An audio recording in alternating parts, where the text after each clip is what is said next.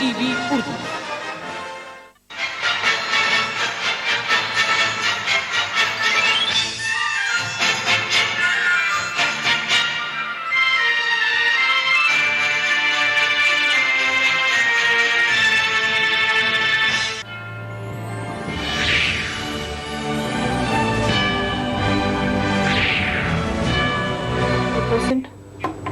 आदाब नाजरीन, मैं डॉक्टर सतिंदर आप सबका इस्तकबाल करती हूँ हमारे आज के एपिसोड आदाब डॉक्टर में। नाजरीन, हमारी जो आज के एपिसोड और हमारे आने वाले हफ्तों में जब हम न्यूरोलॉजी से रिलेटेड डिजीज़ के बारे में डिस्कशन करेंगे, उसी के मुतालिक हम आज से आपको जानकारी देने वाले हैं एपिलेप्सी यानी कि सीजर डिसऑर्डर, जिसे हमारी आम जो ज़बान होती है उसमें कहा जाता है मिर्गी होती है, दौरे पड़ते हैं, जब फिट्स आते हैं। तो आज हम आपको जानकारी देंगे एपिलेप्सी के बारे में, जो बहुत ही कॉमन जो बीमारी है हमारी दुनिया में, हमारे मुल्क में हर 1000 में से 7वां आदमी जिसको फिट्स या एपिलेप्सी की बीमारी होती है। तो इसके बारे में हमें ज़्यादा जानकारी देने के लिए हमारे साथ आज स्टूडियो में मौजूद हैं डॉक्टर जफर शाह नवाज, जो कि माहिर हैं एपिलेप्सी की डिजीज़ की ट्रीटमेंट के बारे में, कंसल्टेंट एपिलेप्टोलॉजिस्ट हैं ग्लोबल हॉस्पिटल में। जफर साहब ने अपना पोस्ट ग्रेजुएट किया है यूनाइटेड किंगडम से और अवार्ड बेटमैन अवार्ड 2003 में, जो कि बहुत ही एक्सीलेंट अवार्ड यूके का होता है, एपिलेप्सी के ट्रीटमेंट के बारे में भी जीत चुके हैं। और उसके बाद डॉक्टर साहब यूएस में भी काफ़ी देर तक जो वर्ल्ड के बेस्ट सेंटर्स हैं उनमें काम कर चुके हैं एपिलेप्सी के ट्रीटमेंट के मुतालिक। तो आइए उनका इस्तकबाल करते हैं हमारे आज के एपिसोड में। डॉक्टर साहब, I welcome you to our show आदाब डॉक्टर। तो सबसे पहले आप हमें जानकारी दीजिए कि जो एपिलेप्सी होता है ये क्या चीज़ है? एपिलेप्सी, जिसको उर्दू में कहेंगे दौरे, फिट्स, झटके की बीमारी या मिर्गी, जी, ये एक दिमागी बीमारी है। इसमें कोई ब्लैक मैजिक या भूत जिन इसका कोई दखल नहीं है। ये ब्रेन में जो न्यूरॉन्स होते हैं, सेल्स, ये सेल्स जब ठीक काम नहीं करते हैं तो उसमें होता है कि केमिकल आयनिक एक्सचेंज जो है इफेक्ट हो जाता है। जी, केमिकल आयनिक एक्सचेंज जब इफेक्ट हो जाता है एक्सचेंज, तो उसमें थोड़ा सा मिस फायरिंग होने लगती है, उसमें एक्शन पोटेंशियल में फर्क आ जाता है और ये एक्साइटेबिलिटी बढ़ने से एक किस्म से समझिए कि करंट जैसा स्टार्ट हो जाता है ब्रेन में। और जब ये ज्यादा हो जाएगा, जी, जिसको शॉर्ट सर्किट जैसा होके फिर समझिए हाथ पैर कट जाएंगे और फिट्स आ जाएंगे। जी। तो इसमें मेनली जो आते हैं फिट्स आते हैं, तो इसकी टाइप्स क्या होती हैं डॉक्टर साहब? टाइप्स बहुत ज्यादा है। अक्सर लोग यहाँ पर डॉक्टर्स भी पेशेंट्स भी ये समझते हैं कि फिट्स एक जैसे है और ये सबका एक ही इलाज है। ऐसे नहीं है जी। कई किस्में हैं फिट्स की और इसका किस्म पहचानना बड़ा जरूरी है। अगर आप किस्म सही नहीं पहचानेंगे तो जो है फिर उसका जो रिजल्ट भी आपको नतीजा नहीं मिलेगा। एक किस्म की दवा अगर दूसरे की दे देंगे तो 20 साल भी दवा लेंगे तो कोई जो है इसमें फिट्स नहीं रुकेंगे। हर किस्म की दवा अलग है। जी नाज़रीन, आप देख रहे हैं हमारा प्रोग्राम आदाब डॉक्टर और आज हम आपको जानकारी दे रहे हैं एपिलेप्सी के बारे में। और अगर आपके कुछ सवाल हैं तो आप हमें फोन कर सकते हैं। हमारे नंबर्स हैं 040-2331-3820, दूसरा नंबर है 040-2331-3380। और अगर आप अपने सवाल हमें एसएमएस करना चाहते हैं तो अपने फोन पे एडीआर टाइप कीजिए, अपना नाम लिखिए, अपना सवाल और अपने शहर का नाम लिखकर 5600-606 पर भेज दीजिए। तो डॉक्टर साहब, जो टाइप्स होती है इनको हम कैसे डायग्नोज करते हैं?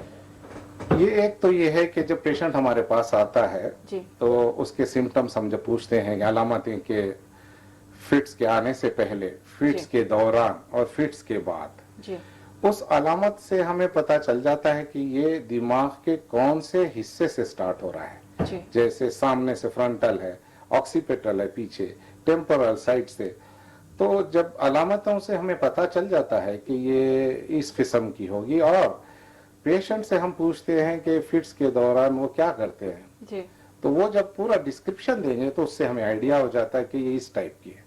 और इसका जो है 100% अंदाजा हमको ईजी से मिल जाता है। जब ईजी हम देखते हैं तो ईजी में हर किस्म क्लियर जो है वाजे हो जाता है।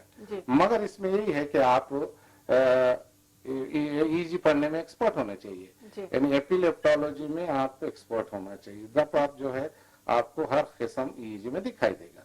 एक किस्म स्पेशली बच्चों में ईजी काफी डिफिकल्ट होता है। और अगर आप अच्छा एक्सपर्टाइज रखते हैं, आप जानते हैं, तो फिर आप जो है क्लियरली जो है हर किस्म को डायग्नोस कर सकते जी। तो डॉक्टर साहब इसके कॉजेज क्या हैं? कुछ रिस्क फैक्टर्स हैं, कोई डेफिनेट कॉजेज हैं? हैं। कॉजेस तो काफी हैं। देखिए, अब इंडिया के पर्सपेक्टिव से, पॉइंट ऑफ व्यू से मैं आपको बताऊं कि वैसे अभी जनरल भी जी कि ज्यादा जो मसाइल होते हैं वो होते हैं अराउंड डिलीवरी। जी डिलीवरी अगर 9 मंथ से पहले हो जाए जी या उसके बाद हो जाए, जी सही जगह पे ना हो, घर में हो जाए, हॉस्पिटल में ना हो, जी सही हाथों पे ना हो, दायाओं के हाथ में हो जाए, जी तो उसमें प्रॉब्लम ये हो जाता है कि अगर डिलीवरी में किसी वजह से जो है फीटल डिस्ट्रेस हो गया, यानी जो है जैसे डिलीवरी टाइम पे होनी है नहीं होती है, काफी देर हो जाती है, जी कभी कभी सीजरियन करना पड़ता है, फोर्सअप, इसमें बच्चे को फीटल डिस्ट्रेस हो जाता है। जी फीटल डिस्ट्रेस का मतलब ये होता है कि जो है फिर ऑक्सीजन ब्रेन को कम मिलता है, ये एक इम्पॉर्टेंट। जी दूसरा कॉज ये है कि इंडिया में है पॉपुलेशन ज्यादा है, तो आप जानती हैं कि जो है इन्फेक्शंस भी ज्यादा हैं, जी ऐसे ही टीबी, मेनिंजाइटिस, दिमागी बुखार, ये भी बहुत ज्यादा है। इसके बाद जो है फिर फिट्स आ सकते हैं। तीसरी वजह ये है कि जो है एक्सीडेंट्स होते हैं, जो है रोड ट्रैफिक एक्सीडेंट्स, ऊपर से गिर गए या एक्सीडेंट हो गया, ब्रेन को मार लग गया और उसमें जो है डैमेज हो गया, उसके बाद फिट्स आ सकते हैं। जी फिर एक जो है कॉमन इंडिया में जो है उसको जो है पैरासाइटिक इन्फेस्टेशन है, जिसको हम कहते हैं न्यूरोसिस्टोसर्कोसिस। जी ये जो है गोश्त के और जो है अनहाइजीनिक कंडीशन से ये होता है, जी ये है। फिर उसके अलावा जो है ब्रेन ट्यूमर्स हैं, दिमाग में जो है कोई भी खुद्दा हो जाए, कोई ट्यूमर बनना शुरू हो जाए, उसमें भी फिर फिट्स आते हैं। तो ऐसे काफी जो है कॉजेस ये हैं, और जेनेटिक भी है, मैं भूलना नहीं चाहूंगा, जी। जेनेटिक। अब आपस के शादियां हैं यहाँ बहुत ज्यादा, कोई भी रिलीजन ले लें आप, हिंदू मुस्लिम, तो जो है ब्लड रिलेटिव्स में शादी करते हैं और वो प्रोपोगेट हो जाता है, बढ़ जाता है, जी जो पास ऑन हो जाता है जेनेटिकली, और इसके भी जो है ज्यादा ये है, रिस्क ज्यादा रहता है। तो डॉक्टर साहब, जो ट्रॉमा होता है, कोई चोट लगने की वजह से भी एपिलेप्सी आ सकती है? बिल्कुल, जब कोई जी। किसी को चोट लग जाए, जो है कोमा में चले जाए, जी तो उसके बाद होता है ये कि ब्लीडिंग की वजह से और ब्रेन की जो टिश्यू जो है वो रप्चर हो, फट जाने की वजह से और डैमेज होने की वजह से ये न्यूरॉन्स जो है, ब्रेन सेल्स डैमेज हो जाती है। जी जब ब्रेन सेल्स डैमेज हो जाएंगी तो जो है इनके सारे जो है एक्सचेंज में फर्क आ जाएगा और जो है रेसिडुअल एपिलेप्सी आ जाएगी। जी। तो डॉक्टर साहब, अगर मान लिया किसी को फिट्स आ रहे हैं, तो हाउ डू दे अप्रोच? कोई कॉमन मैन जो है, उनको कैसे अप्रोच करना चाहिए हॉस्पिटल में, डॉक्टर्स के पास? कैसे टेस्ट शुरू करेंगे हम उनके? इसमें यह है कि पहले तो फर्स्ट एड के लिए तो आप कहीं भी जा जी सकते हैं। जी जो भी डॉक्टर आपके क्लोज है, नजदीक है, वहां जाएं आप, तो फर्स्ट एड ले लें पहले, जैसे फिट्स आ रहे हैं इंजेक्शन ले लें जी या ऑक्सीजन या जो भी जरूरत है वो टाइम बीइंग। तो उसके बाद ठीक होने के बाद सही तरीका तो यही है कि जो है आप एपिलेप्टोलॉजिस्ट से कंसल्ट करने जी। चाहिए, क्योंकि किस्म का पहचानना वो जरूरी है।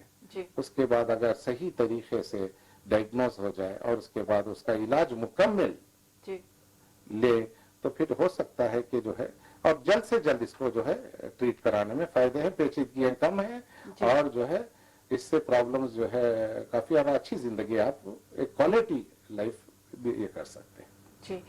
तो डॉक्टर साहब, फिट्स, क्या सारे फिट्स एपिलेप्सी होते हैं या क्योंकि फिट्स तो काफी टाइप के हाँ, लोगों बड़ा को अच्छा होते हैं। सवाल किया आपने।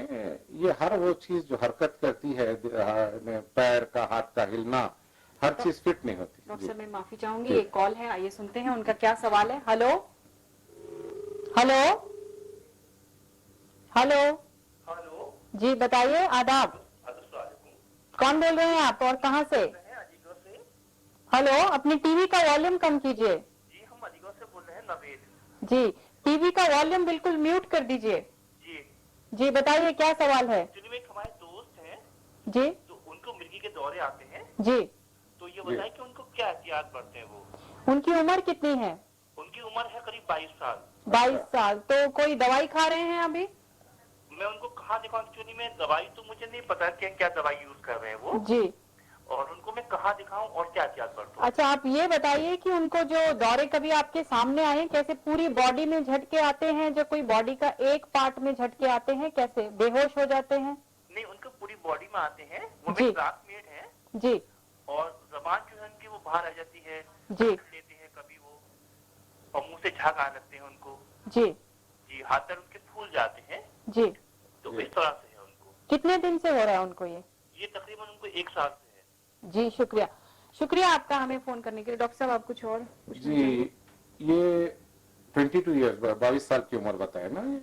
जी हाँ, तो ये जो सिम्टम्स इन्होंने बताया, जैसे जबान का कतरा, ये हो जाना और झाग जाना, ये तो कॉमन है, सभी में होता है। जी अब इसमें ये होगा कि हमें जो है डिटेल में जाना पड़ेगा, जी उनसे बात करनी होगी, उनसे जो है डिटेल में कब पहले स्टार्ट हुआ, ये फर्स्ट टाइम यही उम्र में शुरू हुआ या बचपन में कभी बुखार से भी फिट्स आए थे, यानी जी। ये बड़ा इंपॉर्टेंट होता है।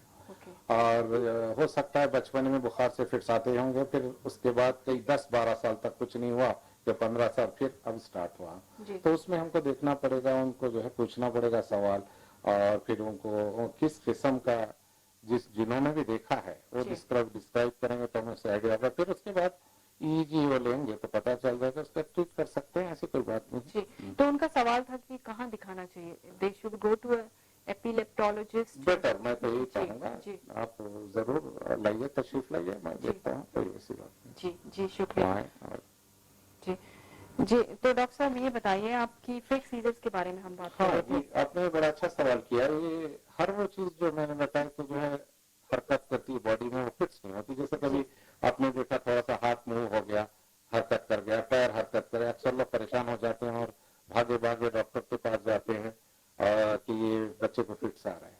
जी कुछ चीजें इसमें ऐसे हैं जो फिट्स नहीं है, अक्सर जो है फिट्स नहीं होते हैं, जी और इसका हम जो है कई वजूहात होते हैं, या तो स्लीप डिसऑर्डर होते हैं, नींद के प्रॉब्लम्स, जी। नींद में आते हैं जो नॉर्मल है, कुछ जो है हार्ट के प्रॉब्लम से होते हैं, कुछ जो है साइकियाट्रिक, मेरे पास कुछ ऐसे केसेस थे, बच्चे खुद जो है फिट्स जैसी एक्टिंग कर रहे थे। जी डॉक्टर साहब मैं माफी चाहूंगी, एक और कॉलर है। हेलो हेलो, जी बताइए, हाँ आदाब जी। कौन बोल रहे हैं? आदाब, आदाब। कहाँ से बोल रहे हैं? जी मैं सिकंदराबाद से बोल रहा हूँ। जी बताइए क्या सवाल है? जी सवाल ये है कि ये जितने ड्रग्स मार्केट में अवेलेबल है, जी मार्केट में जितने ड्रग्स है सेटानिक फिट्स के लिए या जितने किस्में होती हैं फिट्स जी के लिए, जी जी उनका मुरतब असरात बहुत ज्यादा है। जी और खास करके मैंने ये देखा है कि जो बच्चे टेग्रिटॉल यूज कर रहे हैं, जी आप मेरी बात सुन रही है आप तक? जी जी जी जी फरमाइए। बताइए। तो ये सेडानिक फिट्स के लिए या किसी भी फिट्स के लिए टेग्रिटॉल है या मेजिटॉल है या वॉल्पेरिन है, जी इनका कॉन्ट्रा रिएक्शन इतना है कि अपाहिज हो जाते हैं। मेरे पास 70 बच्चे ऐसे हैं, मैं डॉक्टर बख्शी बोल रहा हूँ, जी जी जी और मैं अपना नाम वाजिब तौर से बताना नहीं चाहता था। जी डॉक्टर साहब। जी बोलिए। ड्रग पर क्या इनका राय क्या है, इनका मशवरा क्या है मॉडर्न मेडिसिन का? जी शुक्रिया डॉक्टर साहब आपका हमें फोन करने के लिए। जी, जो आप टेग्रिटॉल, मेजिटॉल और वेल्पेरिन की बात कर रहे हैं, मैं इस बात से आपके मुत्तफिक नहीं हूँ जी कि इससे जो है जो मसाइल आप बता रहे हैं वो होते नहीं है। टेग्रिटॉल से ठीक है, टेग्रिटॉल एक 30-40 साल पुरानी दवा है, इफेक्टिव है, उसके साइड इफेक्ट्स भी हैं, वेल्पेरिन के भी, मेजिटॉल के भी हैं, मगर ये जो आप बता रहे हैं वो साइड इफेक्ट्स उसके नहीं है, फालज होना ये नहीं। टेग्रिटॉल के अगर आप सुनना चाहें तो मैं 1 घंटे तक उसके सुना सकता हूँ, या वेल्पेरिन के साइड इफेक्ट सुना सकता हूँ। तो साइड इफेक्ट जरूर है, सब दवाओं में है, मगर डॉक्टर अगर अच्छा हो और अपनी दवा को जानता हो जो लिख रहा है, जी तो वो बराबर आपको फायदा ही पहुंचा सकता है, नुकसान से आपको बचा सकता जी। तो डॉक्टर साहब लेकिन इसमें फिर भी हम ये कहना चाहेंगे कि दवाई तो लेनी ही पड़ेगी। है। दवाई तो लेना पड़ेगी, ये कैसे है, दो शैतान के बीच में है, जी डेविल एंड डीप सी। अगर आप समझिए दवा बिल्कुल नहीं लिए तो क्या होगा, जी कब पता किधर आ जाए, फिट्स कहाँ आ जाए और आप जो है आपको डेंजरस हो जाए, जी लाइफ भी जा सकती है फिट्स में, आप ऊपर से गिर गए अगर रोड पे आपको एक्सीडेंट। और अगर आप नहीं लें और लें तो थोड़े बहुत साइड इफेक्ट जो है वो भी जो है, जो डॉक्टर है तो वो अगर अच्छी तरीके से मॉनिटर करे, मैनेज करे, तो मैं नहीं समझता कोई प्रॉब्लम। जी शुक्रिया। नाजरीन आप देख रहे हैं हमारा प्रोग्राम आदाब डॉक्टर, आपके सवालों का हमें बेसब्री से इंतजार है, आप हमें फोन कीजिए। हमारे नंबर्स हैं 04023313820, दूसरा नंबर है 04023313380। और इससे पहले कि हमारे प्रोग्राम में हम आगे बढ़े, आइए लेते हैं एक छोटा ब्रेक।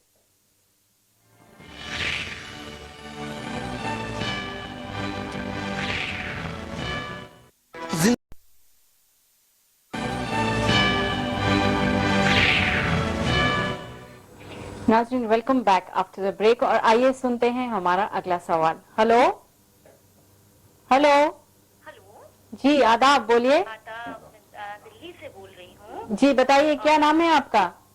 शाइस्ता, मैं जी बताइए शाइस्ता। पहले तो मैं आपके प्रोग्राम की तारीफ करना चाहूंगी कि आपका प्रोग्राम जो है बहुत इंफॉर्मेटिव है एंड एजुकेटिव भी है। जो ले मैन पब्लिक है उसके लिए काफी अच्छा आप लोग एक काम कर रहे हैं कि उनको नॉलेज भी हो रही है और लोग आपसे अपने सवालात के जवाब भी मिल रहे हैं। जी शुक्रिया शाइस्ता आपका बहुत बहुत, हमारी हौसला अफजाई के लिए। मेरा सवाल ये है कि मेरे एक कजिन है, उनका 3 साल का बच्चा है जी और जब उसको बुखार आता है, बुखार बहुत तेज होता है तो उसको दौरे पड़ने शुरू हो जाते हैं। जी तो क्या ये लोग कहते हैं ये फेब्राइल कन्वर्जन्स होते हैं? जी तो क्या ये वाकई में फेब्राइल कन्वर्जन्स हैं या कोई और चीज है? इनको डिफरेंशिएट करने के लिए एक तो बुखार की दवा तो वो देंगे ही, जी। बुखार की दवा देने के अलावा उनके पेरेंट्स को क्या एहतियाती तदबीर करनी चाहिए जो उसको फिट्स ना आए, या वो किस डॉक्टर से कंसल्ट करें, या कोई और उसके दिमाग में तो बीमारी नहीं है तो क्या करें वो उनको? तो मैं क्या बताऊं उनको? जी जी शाइस्ता आपका बहुत बहुत शुक्रिया, इतना अच्छा जो सवाल आपने हमें पूछे हैं। आइए पूछते हैं डॉक्टर साहब से क्या कहना चाहते हैं इसके बारे में। जी बड़ा अच्छा सवाल है। इसके बारे में मैं कुछ चीजें मैं बताना चाहूंगा। एक तो हर बच्चे को जो है अपनी जिंदगी में बुखार आता ही है, जी मगर हर बच्चे को जिसको बुखार आता है उसको फिट्स नहीं आते। जी ये एक एक खानदान में और फैमिली में चलती है। जी पहला एहतियात तो मैं ये बोलूंगा कि आप जो है जरूर आप पूछ के देखें उनके बच्चे के कजन्स में या वालिद वालदा में या खाला में या किसी और कजन बच्चों में, कजन भाइयों में जो है जरूर बुखार के साथ फिट्स होंगे। जी अच्छा, इसको डिफरेंशिएट करने के लिए ईजी जब करते हैं तो हमें पता चल जाता है कि कोई और चीज है या सिर्फ ये फेब्राइल सीजर्स है। जी और इसका एहतियात ये है कि जो है पहले तो मैं बताऊं कि आपस की शादियां नहीं होनी चाहिए। जी ये एक प्रॉब्लम आपस की शादियों का है। जी दूसरा है कि जो है बुखार को जो है अक्सर लोग समझते हैं कि बुखार हाई होने और फीवर हाई होने के बाद ही फिट्स आते हैं। ऐसे नहीं, शुरू में स्टार्टिंग में आते हैं। जी और बुखार को जो है अगर आप जो है फेब्राइल कन्वर्शंस के लिए, सीजर्स के लिए दवा ले रहे हैं जी तो आपको बुखार कितना भी हो फिट्स नहीं आएंगे जी अगर सही दवा ले रहे जी हैं। एक बार भी नहीं आना चाहिए। और अगर आप सिर्फ बुखार आने पर दवा देंगे फिट्स की तो वो जो है ठीक नहीं है। हो सकता है आपकी टाइमिंग गलत हो जाए, आपको पता ही नहीं कब बुखार आया, आप जब दवा देने गए तक फिट्स आ ही गए। जी तो वो जो है अगर आप रेगुलर ट्रीटमेंट ले रहे हैं फेब्राइल सीजर्स का तो मैं नहीं समझता कि एक बार भी आए। और जैसे प्रिकॉशंस मैंने कहा, आपस की शादियां ये नहीं होनी चाहिए और ईजी से हम पता चला सकते हैं कि ये फेब्राइल ही है या कोई और वजह है। जी। तो डॉक्टर साहब इनको क्या जो एंटी एपिलेप्टिक ट्रीटमेंट शुरू कराना चाहिए? जी, एंटी एपिलेप्टिक ट्रीटमेंट होती है। ये जो है फेब्राइल सीजर्स के लिए अलग किस्म की होती है जी और ये हमेशा नहीं देते हैं, 5-7 साल तक, मैक्सिमम 5 to 7। और उसके बाद 85% मैं बता दूं कि इनको जिंदगी में फिर कभी जो है फिट्स नहीं आएंगे। जी जी सिर्फ इनमें से 15% ऐसे होंगे जो एडल्टहुड में इनको फिट्स आ सकते हैं। जी शुक्रिया डॉक्टर साहब। आइए सुनते हैं हमारा अगला सवाल। हेलो हेलो जी बोलिए, आदाब। कौन बोल रहे हैं आप और कहाँ से? मैं दिल्ली से बोल रहा हूँ, सिकंदर। जी बताइए सिकंदर साहब, क्या सवाल है आपका? मेरा सवाल यह है जी, मेरी उम्र है 52 साल के करीब, जी जी मतलब 52 उम्र है मेरी। जी जी जी मैं ज्यादातर बैठा रहता हूँ जी और अगर मैं चलता हूँ ना तो चलने में मेरे को चक्कर महसूस होती है, मतलब ऐसा जैसे गिर पड़ूंगा। गिरा नहीं हूँ मैं, जी जब भी नियत करता हूँ चलने की तो जब भी मतलब वो गिरने का ऐसा लगने लगता है। और वो टांगों का भी एक्सरे वगैरह कराया जी। तो कितने दिन से हो रहा है आपको ये? ये मुझे काफी टाइम से हो रहा है। ये मेरा किधर निकलने का जी नहीं करता। फिट्स नहीं है। अच्छा, तो आपको कभी गिरे नहीं है लेकिन आप? नहीं गिरा नहीं हूँ मैं, लेकिन मुझे लगता है मैं तो जब आप खड़े होते हैं तो फिर ठीक कैसे होता है? आप बैठ जाते हैं तो ठीक हो जाता है? जी नहीं, थोड़ा जब चलूंगा ना तो फिर वो फिर चलने में ऐसा लगेगा जैसे गिरने का चक्कर आने को हो रहा है। आपको कोई और मेडिकल प्रॉब्लम तो नहीं है? किसी तरह की कोई दवाई खा रहे हैं? शुगर? पित्ते में पथरी है मेरे। जी जी आपका बहुत शुक्रिया सिकंदर साहब। आइए देखते हैं डॉक्टर साहब क्या कहना चाहते हैं इसके बारे में। ये जो सिम्टम्स बता रहे हैं ये तो जिसको हम अपनी लैंग्वेज में मेडिकल एटैक्सिया जी। बोलेंगे। अब ये कई हो सकते हैं इसके रीजंस, मगर मुझे लगता है कि इनको फिट्स नहीं है। फिट्स तो इन्होंने जी। नहीं बताया कि कभी फिट्स नहीं, आए हैं fits या नहीं गिर आए गए हैं। हैं या हाथ पैर जो है ये हुए हैं, पड़ गए हैं, या फिर उन्होंने कभी, तो ये जो है एटैक्सिया होगा। और उसके कई हो सकते हैं, आपने जैसा बताया ड्रग से हो सकता है, और ब्रेन के और दूसरे सेरिबेलर या लीजन से हो सकते हैं, एटैक्सिया हो सकता है। फिर और कई और जो है वर्टिगो जो है जिस टाइप का ये बता रहे हैं, वेस्टिबुलो लैब्रिंथाइटिस से हो सकता है, शुगर के केसेस में हो सकता है, डायबिटीज में हो सकता है, कई इसके ये हैं। जी तो इनको चाहिए कि एक जो है अच्छे फिजिशियन या न्यूरोलॉजिस्ट को देखें, बताएं और ये करें। ये फिट से उतना मुझे रिलेटेड नहीं लग रहा है। जी, शुक्रिया डॉक्टर साहब। डॉक्टर साहब, हमारे पास एक एसएमएस है जो दिल्ली से आया है। जी ये बोल रहे हैं कि उनको 2 साल पहले हेड इंजरी हुई थी, जी। तो एंटी एपिलेप्टिक जो ड्रग्स उनकी अभी भी चल रही हैं, लेकिन 2 साल से उनको कोई फिट्स नहीं आए, तो क्या करना चाहिए उनको? कोई टेस्ट कराना बिल्कुल चाहिए? बिल्कुल। ये हेड इंजरी के बाद मेरा जहाँ तक ख्याल है ये एप्टाइन ले रहे हैं, और डॉक्टर्स ने दिया होगा एज ए प्रिकॉशन, जी प्रिवेंटिव। वो ठीक है। कुछ साल के बाद जैसे इन्होंने फरमाया कि 2 साल से बिल्कुल इनको नहीं आया, तो इनको ये चाहिए कि ईजी करवाएं, जी और उसके अलावा सीटी या एमआरआई ये करवाएं, ब्रेन। हाँ ब्रेन का। जी। और उसके बाद उसमें पता चल जाएगा कि ये दवा बिल्कुल ये हटा सकते हैं आहिस्ता आहिस्ता, जी या और कुछ साल और लेना पड़ेगा, जी इसमें क्लियर हो जाए। जी। डॉक्टर साहब, जो ईईजी की आप बात कर रहे हैं, ये हर जगह अवेलेबल है? ये हर जगह तो अवेलेबल है, मगर मुझे अफसोस से कहना पड़ता है कि जो है यहाँ पर जी इंडिया में जो ईजीज अवेलेबल है, मैं नाम तो नहीं बोलूंगा, ये सारे जो है डुप्लीकेट्स है। जी और ये लोकली मैन्युफैक्चर होते हैं। 1 लाख की इसकी कीमत है, जबकि निकोलेट अमेरिकन मशीन जो होती है वो 15 लाख की और स्टैंडर्ड मशीन होती है। वो जो है इसमें सॉफ्टवेयर ही नहीं है, जी और ये पेपर ईजी चलती है अभी, जबकि 30-40 साल पहले यूके और यूएस में जो है ये बंद कर दिया गया है। अभी तो जो है कंप्यूटराइज्ड है, डिजिटल, और जी इस पे आप सीडी पे आप जो है लाइव दे सकते हैं, इसमें मॉन्टेजेस चेंज कर सकते हैं। जी ये तो एक आई वॉश कमर्शियल ये करके जो है पेशेंटों के साथ, मैं तो बोलूंगा चीटिंग करते हैं। जी। डॉक्टर साहब, मैं माफी चाहूंगी, एक और कॉलर जी, है, सर। आइए सुनते हैं क्या सवाल है। Hello Hello. जी, आदाब। Yeah, madam, I'm calling from Hyderabad. Ji, Yeah, see, actually, my problem is my husband is gets fits. would you like to tell me your name? I'm Priya from Hyderabad. Ji, tell me Priya. Yeah, see, actually, my husband from past 30 years, he's been taking the Segretol 200 mg. Ji, But so far, there's no cure for it. okay, He gets like a slight, like a fit, you can call it, just a matter of a second. okay, Then after a second, he becomes all right. okay. How frequent is that? Like, This is that when he is tensed, when he's too excited, yeah, then he gets Yeah. it. Otherwise, he's okay. okay. Any other medical problems he has? No other medical problem. Only this tablets he has been taking for the past 25 years, from 30 years. Ji, So this tablet, should he continue or does he need to change the tablet? okay. What's his age, Priya? He is 35 years old. 35. Yeah. Okay. Any recently कुछ test किया है? Any test has been done? No, actually we have got a CT scan done, but everything was normal. Okay. Then after that, nothing. We have not got anything done. All He's right. still continuing the tablets, Okay. but again, but it's of no use. Like the tablets he is taking, but like it's not like every day he gets it. Like sometimes he gets it, sometimes like for the month, the whole month he won't get it. Okay. All right. Okay. Doctor, do you want to ask? I think I'll answer her in English, permit me, sir. You know, what I gather from you is your husband has been using Tegretol for some time now, but you see, unfortunately, the dose he's taking, Tegretol 200, is good for children, good enough for a 5-year or a 6-year-old. It's a very, very, I would say, minimal dose, and it's not at all effective. He's not on the optimal dose. First. Second thing I would say, you know, whether he's been properly diagnosed to find out whether he's got the right type of, which type of epilepsy he's got, whether he's got a partial epilepsy, he's got a generalized epilepsy. Even in partial, what type does he have? Is it got complex partial, superpartial, or is it with this thing? So it has to be diagnosed first. And for that, EEG is a must.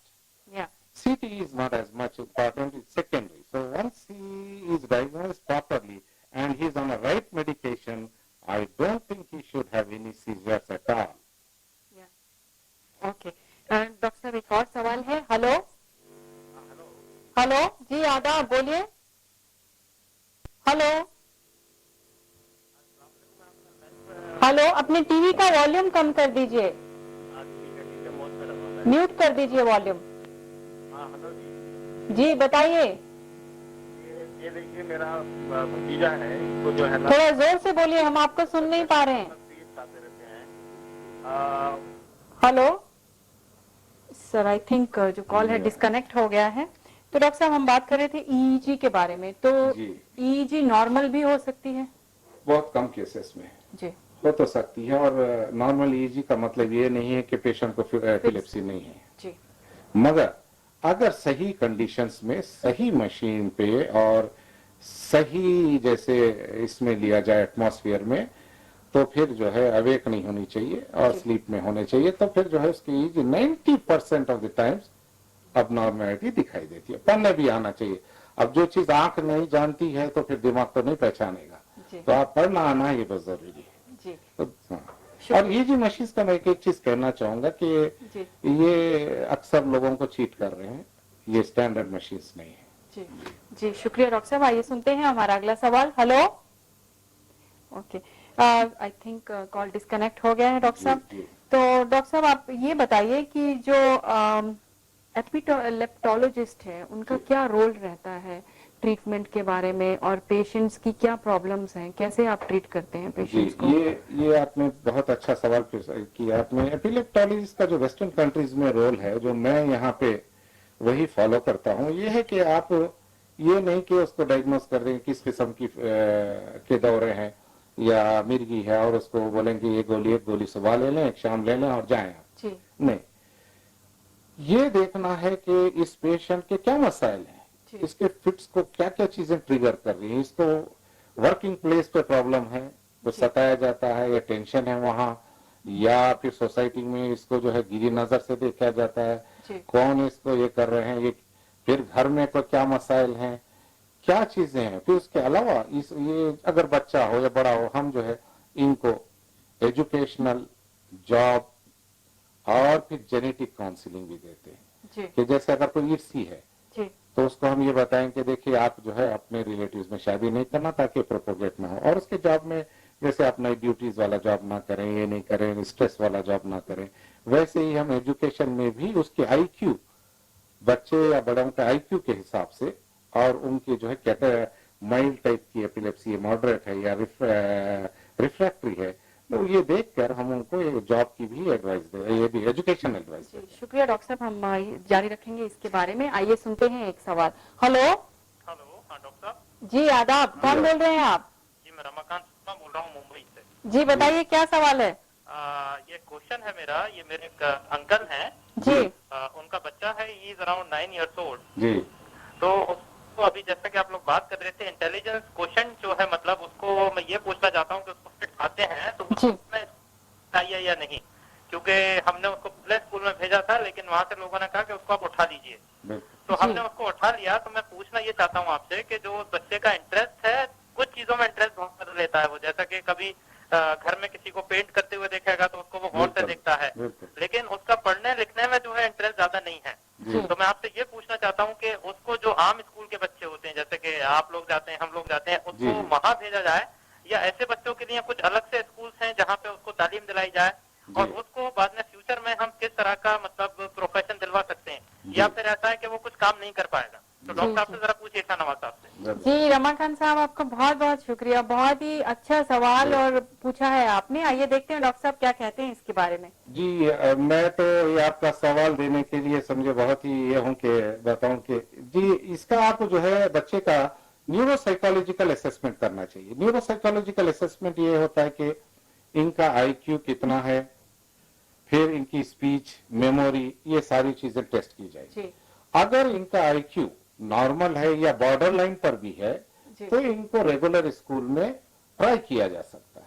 जी कुछ special coaching से घर में या थोड़ा सा tension ज्यादा देके पुल कर सकते हैं इस तरफ। मगर अगर देखें कि नहीं, ये बराबर हर साल जो है मुश्किल से कोई सब्जेक्ट में पास ही नहीं होता है, और इसको जो है प्रमोशन कर देते जा रहे हैं अननेसेसरी, समझिए जो देख बच्चे की तो ये नहीं है, उस वक्त अगर इसका आईक्यू जो है लो है तो ऐसे बच्चों को स्पेशल स्कूल्स में एडमिट करना चाहिए। वो स्पेशल स्कूल्स में होता यह है कि सिलेबस अलग होता है जी और उनका मेथड ऑफ टीचिंग अलग होता है, रिपीटेडली करते जी। हैं खेल में तरीके से बच्चों को, और वहां पर इनका इंटरेस्ट भी देखा जाता है जी। कि बच्चे जैसे बता रहे थे कि पेंटिंग में, कोई म्यूजिक में अच्छे हैं, तो आजकल सिर्फ डिग्रियों से नहीं चलता है सब कुछ, डिग्री लेने के बाद भी आपको जॉब नहीं मिलता। तो अभी बच्चे, ऐसे बच्चों को अगर कोई चीज में इंटरेस्ट है तो इंटरेस्ट में इनको चैनलाइज करनी चाहिए। वोकेशनल हाँ, वोकेशनल ट्रेनिंग दे जी। के इनको जो है सेल्फ ये करना चाहिए, इंडिपेंडेंट करना है इनको, जी। ताकि ये कल जो है अपने पैर पे ठहर सके। इनको जो भी ये इंटरेस्ट है उसमें इनको ट्रेनिंग देनी चाहिए वोकेशनल, और इनको जो है फाइनेंस करके इनको जो है ऊपर लाने चाहिए, ये बड़ा जरूरी है। जी। लेकिन डॉक्टर साहब, मैं पूछना चाहूंगी कि जो बच्चों में इंटेलिजेंस लेवल हर एपिलेप्सी में इफेक्ट होता है? जी, ये भी अच्छा आपने बड़ा सवाल किया है। देखिए, हर बार फिट समझिए कि एक क्वेक के जैसा है दिमाग में, जब भी आएगा तो आप पीछे, बच्चा या जो भी पेशेंट होंगे वो पीछे जाएंगे जी मेमोरी इफेक्ट हो जाएगी, जी जितने बार ज्यादा आएंगे ये डल होते जाएंगे, एक्टिव नहीं रहेंगे, जी। स्लो होते चले जाएंगे। जी तो डेफिनेटली ये चीजें सारे इफेक्ट होती हैं, और अगर फिट्स बंद हो जाए जी तब फिर ये आगे जाएगा, जी इनके सारे कॉग्निटिव फैकल्टीज जो हैं ये इंप्रूव होने लगेंगे।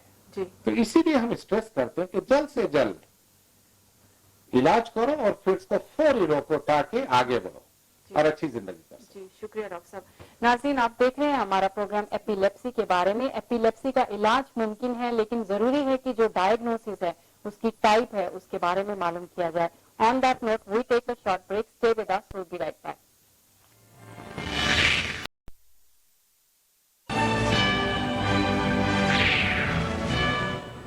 दोस्तों, welcome back after the break, और आइए सुनते हैं हमारा अगला सवाल। Hello hello. जी, आदाब। हाँ, आदाब। कौन बोल रहे हैं आप? हाँ, नमस्कार, मैं शिरडी से बात कर रही हूँ। जी, नमस्ते। नमस्ते, मेरा नाम नमस्ते। कीर्ति है और मैं आपसे पूछना चाहती थी, डॉक्टर साहब को और आपको नमस्कार। जी, नमस्कार। नमस्कार। मैं आपसे पूछना चाहती थी कि मैं अभी 25 इयर्स की हूँ, जी। तो मुझे बचपन से थोड़ा फिट्स आता था। फिट्स यानी मैं 10वीं में थी तब से मुझे फिट्स आने लगे। जी। फिट्स यानी चक्कर आते थे, एक सेकंड रहते थे और मैं गिर जाती थी। जी। और उसके बाद हमने ट्रीटमेंट वगैरह करवाई, तो उसके बाद उन्होंने एपिलेप्सी की गोलियां चालू की मुझे। जी। अभी मैं नहीं ले रही हूँ, लगभग मैंने 10-15 साल वो गोलियां ली जी। और उसके बाद मैंने बंद करवा दिया। अभी इतना नहीं आता है, लेकिन एक आध बार मुझे झटके जैसा हो जाता है जी। और एकदम बारीक सा झटका रहता है। लेकिन कभी कभार एक्साइटमेंट जब रहती है या बहुत खुश रहती हूँ या बहुत टेंशन में रहती हूँ तब रहता है। रेगुलरली मैं हर काम ठीक से करती हूँ, सब काम अच्छे से करती हूँ, पढ़ाई में ठीक ठाक हूँ। अभी बाकी बहुत 2-3 डिग्रियाँ 4-5 डिग्रियाँ ले चुकी हूँ। लेकिन मैं सोच रही हूँ कि मुझे इतना प्रॉब्लम जो आता है तो मुझे आफ्टर मैरिज के बाद भी प्रॉब्लम क्रिएट हो सकती है क्या, या मुझे आगे मेरे बच्चों को प्रॉब्लम क्रिएट हो सकती है क्या।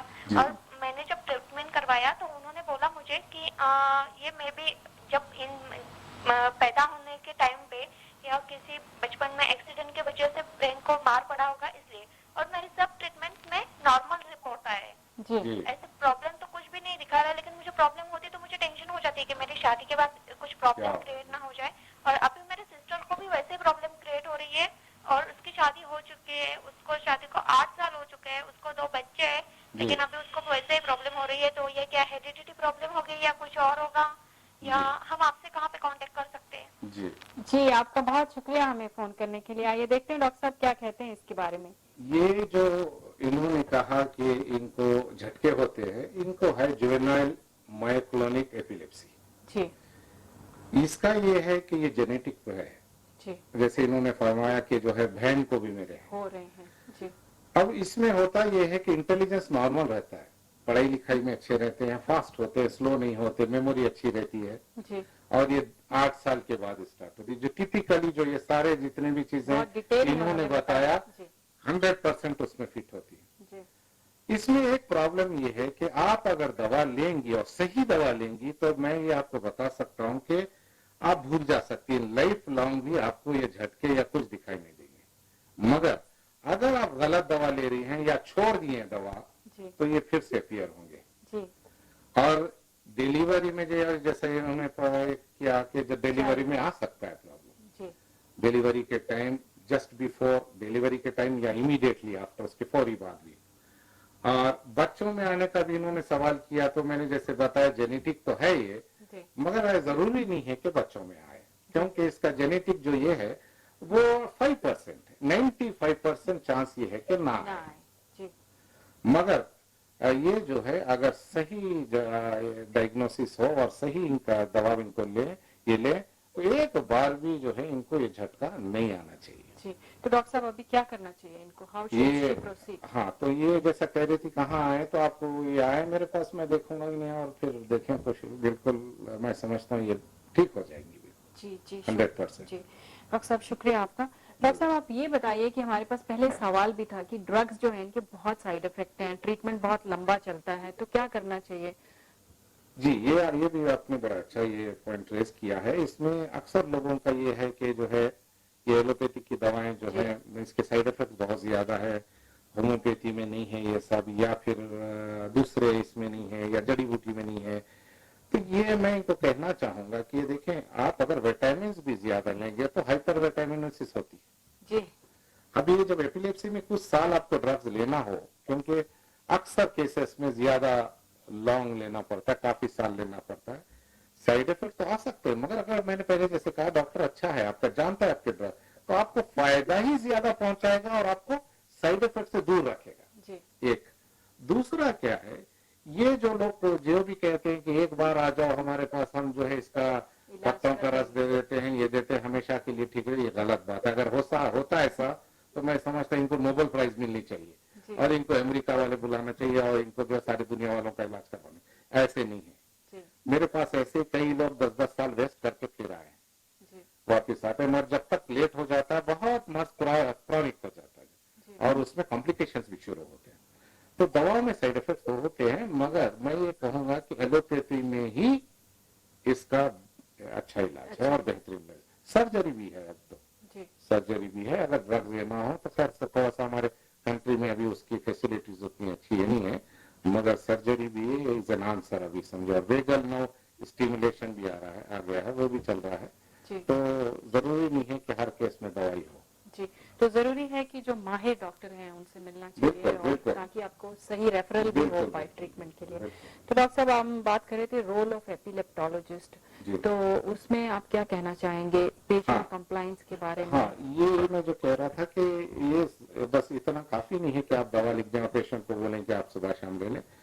उसका जो भी उसके मसाइल हैं जिसकी वजह से फिट्स ट्रिगर हो रहे हैं, या उसकी जिंदगी जो है बिल्कुल ही वो शर्मिंदगी से गुजार रहा है, एक एम्बरासमेंट से, कॉम्प्लेक्स में गुजार रहा है, सोशल स्टिग्मा से, या उसको जॉब नहीं मिल रही है, जी बार बार फिट्स आने की वजह से उसको जॉब से निकाल दिया जा रहा है, या जो है घर वाले भी उसको एक बर्डन समझते हैं, बीवी हमेशा उसके ऊपर चीख पुकार करती है, या शौहर जो है बीवी पे करता है।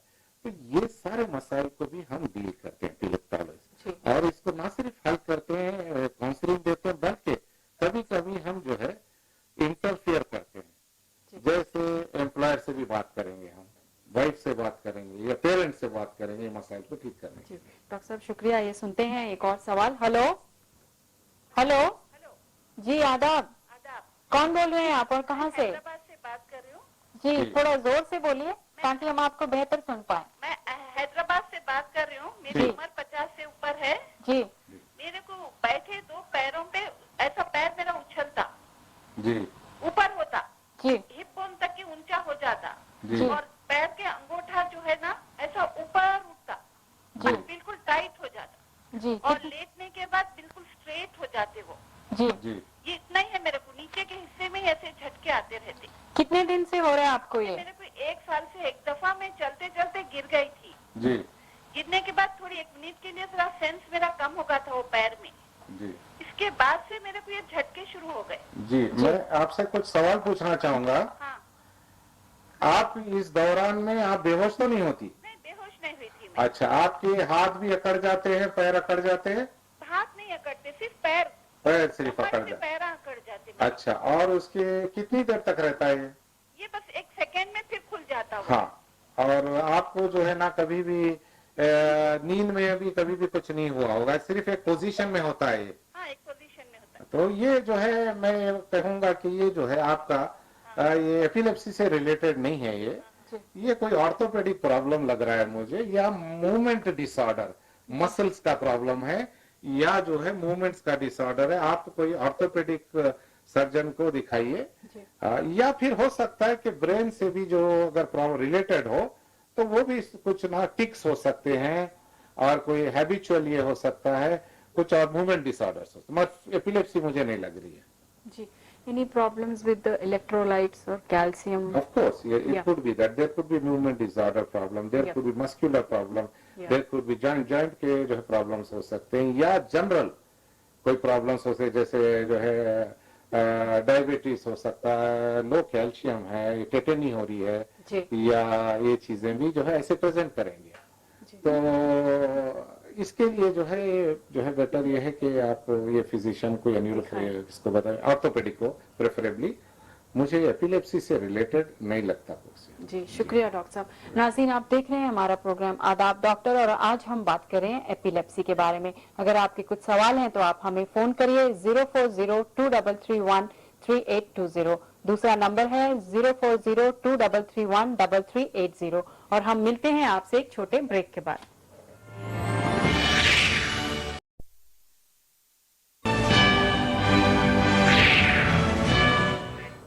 नाज़रीन, welcome back after the break. और आइए डॉक्टर जफर साहब से और जानकारी लेते हैं एपिलेप्सी के बारे में।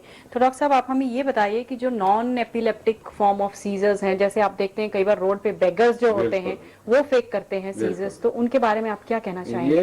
ये अक्सर लोग ये समझते हैं कि ये लोगों को एपिलेप्सी है, ये जो है ये करते हैं, फेंट करते हैं एपिलेप्सी, और ये एक प्रोफेशनल ये हो गए हैं पैसे मांगने के खातिर। और लोगों का जो है जब भी ये एक्टिंग करते हैं फिट्स जैसा, लोग आते हैं, पैसे देते हैं, कपड़े देते हैं, ये तो ये प्रोफेशनल हो गए हैं। ये इनको फिट्स हॉस्पिटल्स भी सी साइकोलॉजिकल बहुत ज्यादा इसमें जो है, मैंने बताया ना, बच्चों में, लेडीज में जी, प्रिजनर्स में, और जो साइकेट्रिक पेशेंट्स हैं। अभी जैसे मैं आपको कल की बात बताता हूँ, एक बच्चा है वरंगल से लाए थे जो काफी साल से दवा ले रहा है जी, और कई डॉक्टर्स के पास गया, उसका शायद उन्होंने 70-80 हजार खर्च भी कर दी जी। तो जब मैं उसकी हिस्ट्री ले रहा था, मुझे नहीं लग रहा था कि फिट्स जैसे है जी। मैं उसकी वीडियो ईजी किया 24 आवर्स, तो वीडियो ईजी करने के बाद मुझे पता चला कि इसको तो फिट्स नहीं है, और ये खुद कर रहा है। तो मैं जब इसको बिठा के मैंने कहा, बात किया, मैंने कहा तुम जो है एक्टिंग मार रहे हो, बताओ क्या प्रॉब्लम है। तो उसने कहा कि मैं नहीं, कई बार 2-3 बार मैं जब बोला नहीं मुझे अच्छा पता है, उसने कहा मैं हॉस्टल में नहीं रहना चाहता जी। तो ये प्रॉब्लम था, उसको फिट्स नहीं थे, वो फिट्स के जैसा कर रहा था जी। तो इनके लिए हमें काउंसलिंग बहुत जरूरी है, और ये गलत दवाएं इस्तेमाल हो रही थी। डॉक्टर्स बगैर जो है जाने देते चले जा रहे हैं दवाएं, और वो पे एंटी एपिलेप्टिक ड्रग्स लेते जा रहे हैं जी जी। शुक्रिया डॉक्टर साहब। आइए सुनते हैं हमारा अगला सवाल। हेलो हेलो जी, आदाब, कौन बोल रहे हैं आप? मैं वरंगल से फराज बात कर रहा हूँ जी, बताइए क्या सवाल है? हमारे बच्चे को 2 साल पहले, हेलो जी जी बताइए। हमारे बच्चे को जी 2 साल पहले फिट्स आए थे जी। 2 साल पहले फिट्स आए थे जी। तो हम यहाँ न्यूरो फिजिशियन को बताए, जब से इलाज चल रहा जी जी 2 साल से अब तक एक बार भी नहीं आया जी। तो अभी हम 2 साल के बाद बोले बंद कर दो बोल के बोले जी। तो आपसे जरा मशवरा करना था। उनकी उम्र बताइए कितनी है? उम्र 24 साल है। 24 साल। कोई और दवाई तो नहीं ले रहे हैं, कोई और मेडिकल प्रॉब्लम तो नहीं है? नहीं, और कुछ भी नहीं है, सिर्फ वो एक ही है, बोलिया सुबह शाम खा रहे। जी जी ये जी, शुक्रिया आपका हमें फोन करने के लिए। ये ऐसा है कि इसमें जो अक्सर डॉक्टर्स, मैं क्रिटिसाइज तो नहीं कर रहा हूँ, 2 साल लीजिए, 3 साल ले लीजिए, ऐसा कुछ नहीं है कि फलां डेट से स्टार्ट हुआ और फलां डेट पे एपिलेप्सी खत्म हो जाए, ऐसी तो एक लॉजिकल बात ही नहीं है। 2 साल 3 साल, अब ये डिपेंड करता है किस किस्म की है, डायग्नोसिस के ऊपर। अगर ऐसा था जो है 3 साल 4 साल के बाद जो है, जैसे न्यूरोसिस्टोसर्कोसिस, कुछ साल के बाद आप ड्रग्स जो है आप छोड़ सकते हैं, वो भी आए तरीके से, मगर उससे पहले ईजी होना, सीटी स्कैनिंग होना। तो ये दवा अगर विड्रॉ करना है उससे पहले ईजी होना जरूरी है। इसमें देखना है कि नॉर्मलाइज हुई है, ईजी पूरी नॉर्मल हुई है या नहीं। उसके बाद और सीटी या जो भी चीजें हैं वो देखने के बाद उसको आहिस्ता से दवा हटानी चाहिए या नहीं तो कंटिन्यू करना पड़ेगा। जी शुक्रिया डॉक्टर साहब। डॉक्टर साहब आप हमें ये बताइए, आप वेस्टर्न कंट्रीज में इतना काम कर चुके हैं, आपने देखा है वहाँ पे, तो वहाँ पे जो बच्चे एपिलेप्सी वाले हैं, मेंटली रिटार्टेड हो जाते हैं, तो वहाँ पे सुना है कि जो गवर्नमेंट है उनको अलग से होम्स में डाल देती है, तो ऐसा होता है क्या, या उसका क्या फायदा क्या है? जी बिल्कुल ऐसा होता है, और उसकी एक वजह यह है कि वहाँ पर लोग सारे तकरीबन पढ़े लिखे होते हैं जी, वो अपनी जिंदगी जीना चाहते हैं जी, वो जैसे मेंटली रिटार्ड है बच्चा और जो है वो बात नहीं करता, चल नहीं सकता, या उसको फिट्स इतने ज्यादा आ रहे हैं कि उसके साथ बने रहना अपनी जिंदगी को बिल्कुल खराब कर लेना है। जैसे मैं यहाँ भी देखा कि फादर मदर अपने आप को गिल्टी समझते, ना खाते हैं, ना पीते हैं, ना कपड़े पहनते हैं, ना सोशलाइज, कहीं जाते भी नहीं। जी, वो लोग कहते हैं कि हमारी ये सारी कुर्बानी के बाद अगर ये बच्चा ठीक, 1% भी ठीक नहीं हो सकता तो इसका क्या फायदा है जो है हम इसको हमारे पास लें। और कई बार ऐसे होता है कि बच्चे, उनके भाई या बहन कहते हैं नहीं ये इसके साथ हम नहीं रह सकते, ओके, जी, क्योंकि पास बच्चों को ADHD होती है, attention deficient hyper activity hyper activity होती है सिंड्रोम। तो उसमें होता है कि बात करे बच्चों को सताते हैं, इतनी हाइपर एक्टिव रहते हैं ये लोग के जो है काफी जो है भाई बहनों को सताते, पढ़ने नहीं देते, उनके साथ लाइफ में इंटर। तो और जब ये लोग देखते हैं कि भाई इसमें हम सेक्रीफाइस करने से कोई फायदा तो नहीं है, तो वो हैंड ओवर कर देते हैं जी, और वहां पर ये जो इंस्टीट्यूट है उसमें स्पेशलाइज्ड नर्सेस और इसी फील्ड में स्पीच थेरेपिस्ट, बिहेवियर थेरेपिस्ट जी, और जो है एपिलेप्टोलॉजिस्ट और सब इतना अच्छा केयर करते हैं। मैं बाज़ जगह तो मैं देखा हूं कि पेरेंट्स से भी अच्छा केयर, तो वो जो है जस्ट क्रिसमस को आएंगे या अपन 1 महीना 2 महीने में आएंगे तो देखेंगे, गिफ्ट विफ्ट लाएंगे, देंगे और चले जाएंगे। जी। डॉक्टर साहब हमारे पास एक और कॉल है। हेलो हेलो, जी, आदाब, कौन बोल रहे हैं और कहाँ से? मैं जमील बोल रहा हूँ सऊदी अरब से। जी बताइए। जैसे इसको बंद कर दो आवाज को। मैं सऊदी अरब से जमील बोल रहा हूँ। जी बताइए। 6 साल की है अभी वो। जी, वो तो उसका जब डिलीवरी के वक्त फेटल डिस्ट्रेस बोल के डॉक्टर बोले थे, वो डिले कराई। जी, तो अभी तक वो बच्ची चल नहीं सकती है, फिर नहीं सकती है। जी जी। तो क्या ये अच्छी हो सकती है? पहले उनको कभी फिट्स आए हैं जब पैदा हुई थी चाइल्डहुड में? चाइल्डहुड में वो पैदा हुई तो जब भी फिट्स बहुत आ रहे थे जी, तो CT स्कैन वगैरह कराए तो डॉक्टर जो है उसका रिजल्ट हाइपोक्सिया है बच्ची को, अच्छा, जी, जी, ये बताए थे। लेकिन अभी तक भी जैसे उसको कभी कभी फिट्स आते रहते हैं। जी। तो दवाई खा रहे हैं? नहीं, वो डॉक्टर से बोले अभी दवाई का उसको कोई देने का जरूरत नहीं है, वो टेगेटॉल देते थे।